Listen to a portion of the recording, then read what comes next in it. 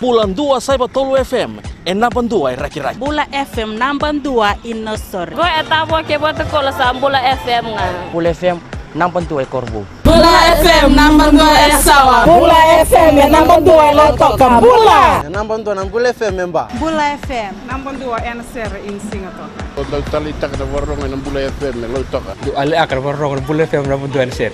Bula FM namban 2 NSR.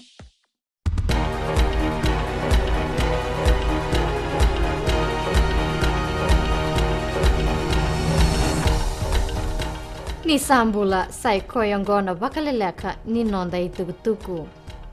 Esana baka dora tale na tambani ni kastamba kena vakatabazaba endona kumuni ni vakatabazaba. Na kumuni ni vakatabazaba ni ambak sawoti era wati kina endona ilabu lebu endo $2.8 billion. Kalebu zake mai na takete ena $2.2 million. Esa lebu mai kina ena $2 $10 million mena kena kumuni ena ambaki $2 $10. Esa beibu ketiko na matambosi ni koro ena wase eloma ena kena buke na mini sitirini bula ena kena bakamatei na namu ka bakabuna na dengue fever. Na itubu ni kena voluti na dengue e baka edori ena beibu noa mai suba ka baka kina na beibu noa walekata.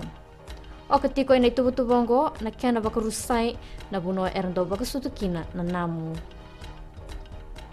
May bakila itiko ena nondo banua na kata-kata ninraki ka sabakan deitaka na tambana ninraki may nandi ni na baka tiko ongo.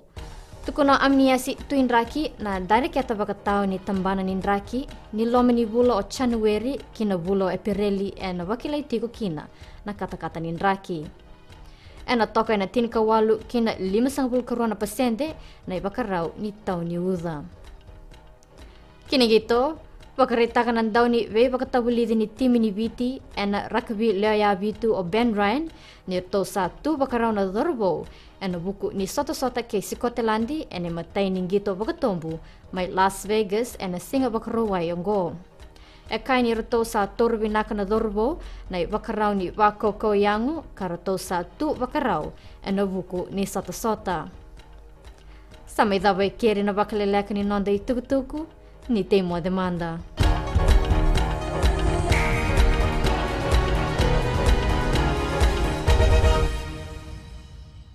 Gold FM is number 1 here in Singapore.